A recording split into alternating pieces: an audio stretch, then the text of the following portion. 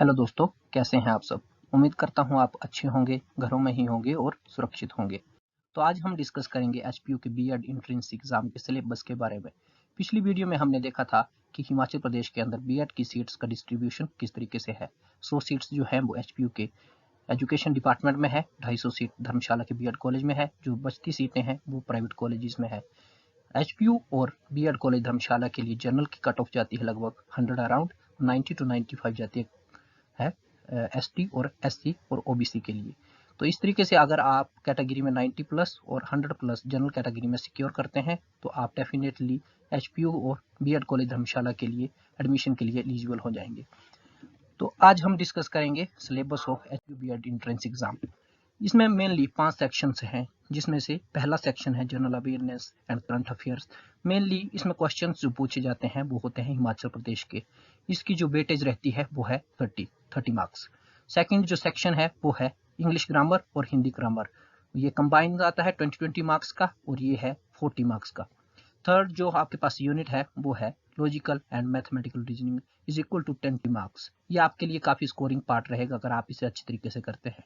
Fourth आपके पास जो section रहेगा वो होगा knowledge of national commission and committees of education is equal to 20 marks. Last section जो सबसे बड़ा सेक्शन है वो है टीचिंग एप्टीट्यूड एंड एटीट्यूड। अब हम सेक्शन बाय एनालिसिस करेंगे कि किस तरीके के क्वेश्चन किस सेक्शन में कैसे कैसे आते हैं। आपके पास पहला सेक्शन है वो है जनरल स्टडीज। मेनली जो एचपीजी के है वो उसमें पूछा जाता है। इसके अलावा करंट अफेयर भी पूछे जाते हैं। इसमें जो मेनली टॉपिक्स है एचपी ज्योग्राफी, सबसे ज्यादा क्वेश्चंस जो है वो एचपी ज्योग्राफी से आते हैं। उसके बाद आते हैं HP history, HP art and culture, HP administration and other static GK. और अगर इसके अलावा आप जब इंडियन जीके पढ़ेंगे या फिर कॉमन जीके पढ़ेंगे उसमें Indian politics, Indian history, basic जो स्टैटिक जीके है वो environment and ecology, geography, Indian economy और बुक्स एंड ऑथर्स। इसके अलावा जो आप पढ़ेंगे वो होगा current affair, awards and honour, appointment कौन कौन सी इस साल में हुई है चाहे पिछले साल में हुई है। आपको इन सब सेक्शंस पर कंट्रोल करना है, सब सेक्शन को पढ़ना है। अगर आप इतना जीके अपना कंप्लीट करते हैं तो वो आपके लिए इस बीएड के एग्जाम के लिए काफी है। जो आपके पास नेक्स्ट सेक्शन है वो है इंग्लिश ग्रामर और हिंदी ग्रामर। मेनली जो सबसे ज्यादा क्वेश्चंस आते हैं वो है कंप्रीहेंशन के। 5 नंबर आपको आएगा इंग्लिश ग्रामर में कंप्रीहेंशन और 5 नंबर ही आपको आएगा हिंदी ग्रामर में कंप्रीहेंशन। यानी कि 40 में से जो 10 नंबर है वो होंगे कंप्रीहेंशन के। इसके अलावा आप जब देखेंगे तब आपको ग्रामर के 15 और 15 यानी 30 क्वेश्चन हिंदी और इंग्लिश के कंबाइंड रूप से करने पड़ेंगे, जिसमें आएगा स्पेलिंग टेस्ट होगा, चाहे सेंटेंस अरेंजमेंट होगा। पिछली बार जो क्वेश्चंस आए थे वो आए थे जो हमारे सिनोनिम्स थे, एंटोनियम्स थे, और इसके अलावा वन वर्ड सब्स्टिट्यूशन है, और इसके अलावा एक्टिव वॉइस और पैसिव वॉइस से भी क्वेश्चंस आए थे इस तरीके से, और नरेशन से भी क्वेश्चन आए थे। तो आपने इंग्लिश और हिंदी ग्रामर को पूरा पूरा पढ़ना है। इसके अलावा आप जब हिंदी ग्रामर की बात करेंगे तब कंप्रीहेंशन के साथ साथ आपको अक्षर विन्यास परीक्षा, चाहे वो वाक्य व्यवस्था है, विलोम शब्द है, समानार्थी शब्द है, मुहावरे और वाक्यांश है, इस आप वीडियो में देख रहे होंगे कि पूरी डिटेल दी है। इन सब टॉपिक्स को आपने पूरा पूरा कवर करना है और इससे रिलेटेड ही आपको क्वेश्चंस आएंगे एंट्रेंस एग्जामिनेशन के अंदर। जब हम बात करेंगे दोस्तों, हमारे पास तीसरा सेक्शन है logical and mathematical reasoning is equal to 20 marks. ये जो सेक्शन है ये काफी अच्छा सेक्शन है आपके स्कोर करने के लिए। इसमें रीजनिंग जो आती है वो आती है, डायरेक्ट क्वेश्चंस होते हैं जैसे number and letter series, sitting arrangement, interest, calendar, cubes, syllogism, blood relation, इस तरीके के आपको रीजनिंग के क्वेश्चन आते हैं। मैथमेटिकल रीजनिंग जो होगी आपकी वो होगी प्रॉफिट एंड लॉस से रिलेटेड, परसेंटेज के क्वेश्चन होंगे, टाइम एंड वर्क होगा, और इसके अलावा और भी काफ़ी सारे कॉन्सेप्ट्स हैं वो आपको क्लियर करना है ताकि आप अच्छा स्कोर कर सके। जब हम चौथे सेक्शन की यानी फोर्थ सेक्शन की बात करते हैं जो रिलेटेड है knowledge of national commission and committees of education, that is equal to 20 marks. ये जो दोस्तों सेक्शन होता है ये बिल्कुल डायरेक्ट क्वेश्चन आपको पूछे जाते हैं नेशनल कमेटीज और नेशनल कमीशन से रिलेटेड। इसमें जो आपको मेन टॉपिक आपको कवर करने हैं वो है ancient education system, British India, जो प्री इंडिपेंडेंस इरा है 1947 यानी 1947 से पहले जो भी आपके पास नेशनल कमीशंस और कमेटीज बनी थी, जैसे लॉर्ड मैकाले का जो मैकाले मिन्यूट्स था वो आपको करना है। उसके अलावा वुड्स डिस्पैच है, चाहे बर्दा कमीशन है, इस तरीके के जो भी आज़ादी से पहले जितने भी कमीशंस और कमेटीज बनी थी उनको आपको एक बार थोरोली चेक जरूर करना है। उनकी डेट्स याद रखनी है, कब आया था, किस सन में आया था, और उसके अलावा आपको याद रखने की ज़रूरत है कि उस कमीशन और कमेटी में किस तरीके की रिकमेंडेशन दी गई थी।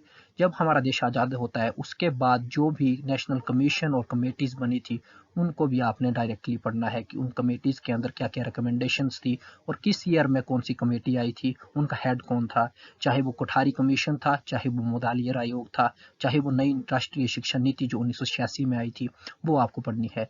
इसके अलावा आपको पढ़ना पड़ेगा गवर्नमेंट स्कीम्स ऑफ एजुकेशन, जितनी भी जो गवर्नमेंट ने नई नई स्कीम्स चलाई है, जैसे एक संकल्प है ST SC के लिए स्कॉलरशिप का एक कंसेप्ट है, वो स्कीम है। अभी रिसेंटली जैसे आपको पता है न्यू नेशनल एजुकेशन पॉलिसी 2019 वो आ चुकी है, वो इंट्रोड्यूस हो चुकी है और बहुत ही जल्द हमारे स्कूलों में भी इम्प्लीमेंट हो जाएगी। सबसे मेनली इम्पोर्टेंट पार्ट जो है इसका वो है न्यू एजुकेशन पॉलिसी। इससे रिलेटेड आपको इस साल 1 या 2 क्वेश्चन जरूर देखने को मिल सकते हैं, तो इस टॉपिक को आप बहुत अच्छे से कवर कीजिएगा और मैं भी आगे आने वाली वीडियो में न्यू एजुकेशन पॉलिसी को जरूर पढ़ाऊंगा। इसके अलावा स्टूडेंट्स जो आपके लिए एक सेक्शन बचता है पढ़ने के लिए वो है constitutional provision related to education.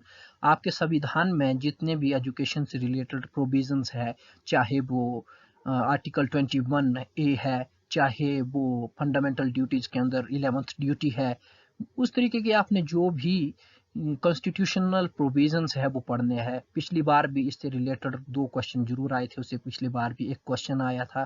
तो ये एक ऐसा सेक्शन है जहाँ जो आपको 1 या 2 नंबर जरूर देगा। जब हम बात करते हैं आपके 5 में दोस्तों, जब हम बात करेंगे हमारे 5वें सेक्शन यानी teaching aptitude and attitude is equal to 40 marks. जब इस सेक्शन को हम देखेंगे, ये सेक्शन है सबसे बड़ा सेक्शन है यानी 40 मार्क्स का, इसकी वेटेज जो है वो बाकी सेक्शन से सबसे ज़्यादा है। इसमें जो क्वेश्चंस आते हैं वो सिचुएशन हैंडलिंग के क्वेश्चन होते हैं। जैसे आप अगर टीचर हैं तो आप स्टूडेंट्स को और हमारी जो क्लासरूम एक्टिविटीज़ होती हैं उनको किस तरीके से हैंडल करते हैं। इसके अलावा आपकी जब क्लास होती है उसमें डिफरेंट टाइप ऑफ लर्नर्स पाए जाते हैं, जैसे कि गिफ्टेड स्टूडेंट्स होते हैं जो काफ़ी जल्दी सीखते हैं, कुछ स्टूडेंट्स आपको ऐसे होंगे जो शोर मचाते हैं और कुछ स्टूडेंट्स ऐसे होंगे जो जिनकी एबिलिटीज़ उतनी नहीं होगी जितनी दूसरी स्टूडेंट्स की है। तो आप उन सिचुएशंस को किस तरीके से हैंडल करते हैं, ये आपकी पॉजिटिव थिंकिंग के ऊपर निर्भर करता है कि आप क्वेश्चंस को किस तरीके से सोल्व करते हैं। ये मेनली जो आपके 5 सब सेक्शन है, skill to handle the students, skill in teaching technique, addressing different type of learners and educational thinkers and situational handling। इसमें जो 4th सबसेक्शन है जैसे educational thinkers, इससे भी लगभग 1 या 2 क्वेश्चन जरूर आते हैं हर बार। जैसे जोहन डीवी, मॉरिया मोंटेसरी, इन्होंने कौन सी थ्योरीज दी हैं, तो ये डायरेक्टली 1 क्वेश्चन एक बार पूछ लिया जाता है। तो आपको इन पांचों के पांचों सेक्शंस पर भी कंट्रोल करना है। ये आने वाले समय के अंदर मैं टीचिंग एप्टीट्यूड और टीचिंग एटीट्यूड के ऊपर जरूर वीडियो बनाऊंगा। जब हम बात करेंगे बुक्स डिटेल के बारे में, आपने जो 5 सेक्शन है उनको अलग अलग तरीके से पढ़ना है। ऐसे तो मार्केट में बहुत सारी बुक्स मिलती हैं जो बीएड की एंट्रेंस एग्जामिनेशन के लिए बनी होती है, लेकिन मैं आपको रिकमेंड करूंगा कि आप हर एक सेक्शन को अलग अलग तरीके से पढ़िए। जैसे जनरल अवेयरनेस है जिसको जनरल स्टडीज बोलते हैं हम, उसके लिए आप एक स्टैटिक बुक ले लीजिए लुसेंट जी के, काफ़ी है इस पेपर के लिए, ये बुक काफ़ी है। जब हम SPGK की बात करेंगे तब हिमाचल दर्पण वो इस पेपर के लिए काफ़ी सफिशिएंट बुक है, जरूर आपने पढ़नी है। हिंदी ग्रामर और इंग्लिश ग्रामर की जब हम बात करेंगे तो हिंदी ग्रामर में अगर आपको डायमंड पब्लिकेशन की सामान्य हिंदी और व्याकरण अगर बुक मिल जाती है मार्केट में तो उसको जरूर पढ़िए, काफ़ी अच्छी बुक है। इसके अलावा लुसेंट की हिंदी ग्रामर की बुक भी अच्छी है, अगर डायमंड की बुक नहीं मिलती है तो लुसेंट की पढ़ लीजिएगा। इंग्लिश में लुसेंट ग्रामर इट्स ओके, और पैरामाउंट के अगर मिलते हैं तब वो भी अच्छा है। और रीजनिंग के लिए अरिहंत की है ऑब्जेक्टिव अर्थमेटिक, उसके अंदर आपको रीजनिंग के क्वेश्चन भी मिलेंगे और मैथमेटिकल रीजनिंग कंबाइन मिलेंगे सारे के सारे क्वेश्चन, तो आपने वो जरूर पढ़नी है अगर आपको मौका लगता है। और अब जो आपका नेक्स्ट सेक्शन है लास्ट यानी कि educational committees and teaching aptitude. Educational committees अगर आप ऑनलाइन पढ़ सकें तो काफ़ी अच्छी बात है। इसके लिए नहीं तो मैं आने वाले समय में ज़रूर वीडियोस भी बनाऊंगा। और टीचिंग एप्टीट्यूड तो आपका पॉजिटिव थिंकिंग के ऊपर निर्भर करता है। आप जितनी ज़्यादा क्वेश्चंस की प्रैक्टिस करेंगे, प्रीवियस ईयर क्वेश्चन सोल्व करेंगे, उतना ज़्यादा आपका टीचिंग एप्टीट्यूड अच्छा होगा। और एजुकेशनल कमेटीज़ के लिए अगर आपके पास यूजीसी नेट की पेपर 1 की बुक कहीं से मिलती है आपको, उसमें 10th सेक्शन है, उसमें काफ़ी अच्छी तरीके से एजुकेशनल कमेटीज़ को बताया हुआ है। आप उसको ज़रूर पढ़ लें अगर मौका मिलेगा तो। थैंक यू दोस्त। अगले आने वाले वीडियो में हम टीचिंग एप्टीट्यूड, एजुकेशनल कमेटीज़ और रीजनिंग के जो वीडियोज़ होंगे वो ज़रूर करेंगे। इसके अलावा प्रीवियस ईयर क्वेश्चन पेपर्स की सॉल्व और मॉक टेस्ट हम ज़रूर करेंगे। तब तक के लिए thank you. Subscribe my channel.